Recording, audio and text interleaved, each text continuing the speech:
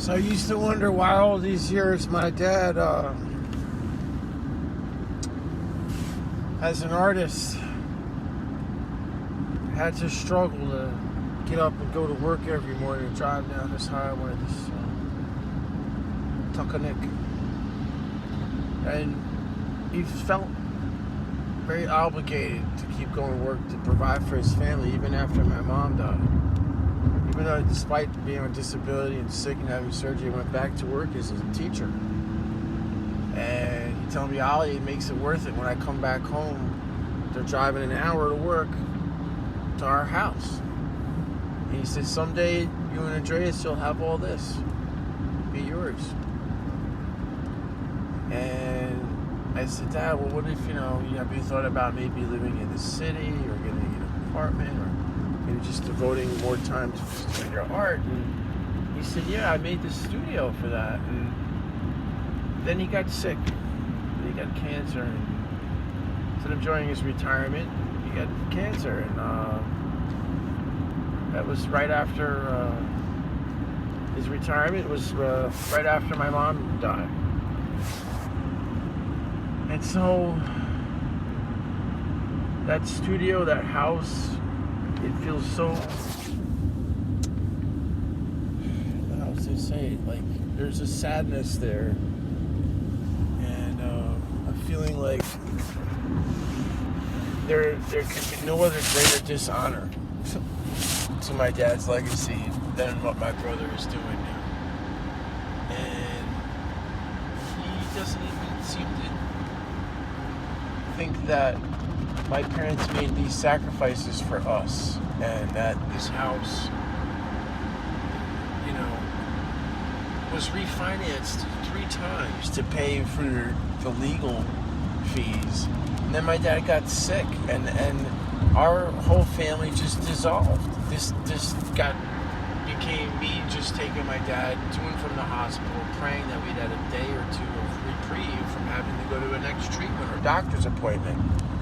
And that's what my life was like. And now I'd like to move on. I'd like to start really living my life. And I felt, as if, when I look back, sometimes I wasn't really living, and neither was my dad. I mean, it was like not a life to be confined inside a hospital all day long, days on end. And then my dad said, he even wrote this, he says, they're treating me as if I'm a healthy person going to work on a full-time schedule at the hospital with these treatments.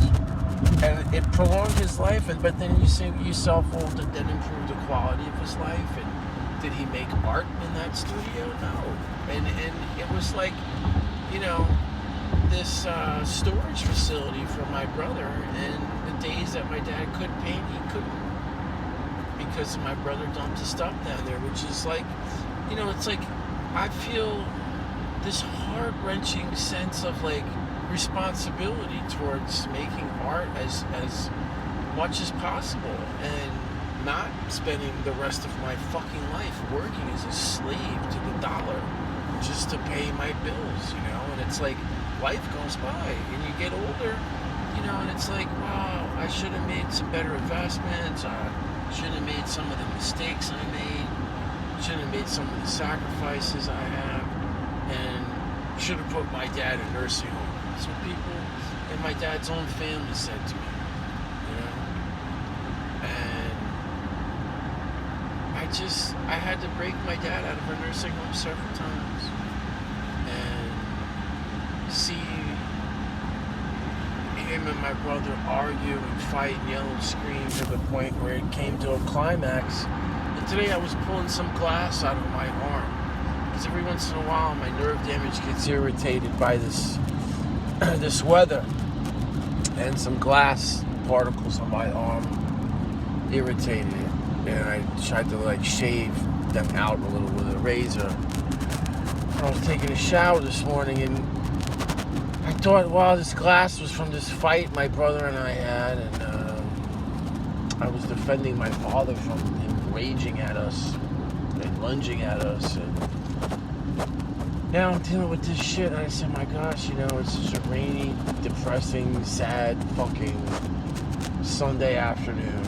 4:30, it's fucking dark already. And fuck me, man, if I want to fucking keep, dealing with this kind of bullshit and not having a fair shake where a place should be rented out. You shouldn't be having to struggle like this at my age. And that's not what my dad had in the cards for his two sons. He had left us a legacy, an art business that we built that I'm now put on pause. There's no sales on BernardBobby.net, unfortunately, because they're not authorized. All sales have been paused. Put a request if you see something you like, please do put a comment on a print if you see something on BernardBobby.net or a painting. At some point there will have to be an auction set for that. But at this point, it's sort of at the mercy of whether or not we are going to come to an agreement or let the county just essentially steal our inheritance. And acknowledge my brother's, indecision and misfortune. And, essentially I'm at the point where it's sort of like, I paid into the maintenance and mortgage in that house. And it should be that I get a refund immediately. If Andreas is going to go ahead and proceed that, then I'd like a refund for paying all the storage and the maintenance on the place and the mortgage. Right now, I'd like a check. And then I can go ahead and say, okay, go ahead and sell it. That would be fair. Instead of putting me at this tremendous inconvenience, or saying, okay, the house is sold. Okay, where's my money? Because, there's obviously some equity in it for me because I've actually been the one doing the maintenance and paying the mortgage, whereas Andreas hasn't. So, and I assume my father's debt. So I put a claim in for $63,000, and there's no equity in the house. So I said, where's my money? And so now I'm just sitting here saying to myself, well, they're gonna begin foreclosure on the mortgage, and the mortgage companies, you could pay the mortgage, but what's the point if they're gonna sell your house? What the fuck, So the house could very well not be sold for a very long period of time, or it could be sold at a short sale immediately.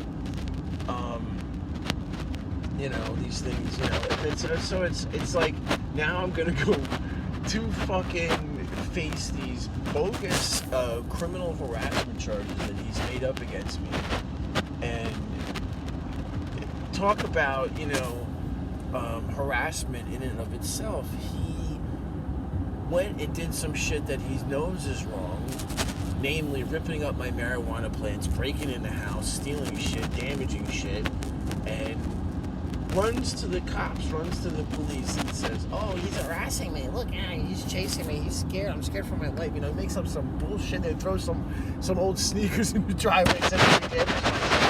I mean, you can't make this shit up. It's comical, but it's not. And what's not going to be funny is when they realize that, wow, he's filing false police reports and using the justice system and the police as some sort of means to harass me. And now the fucking court is fucking everything up. I mean, they're not fucking everything up, and he's allowing them to fuck everything up.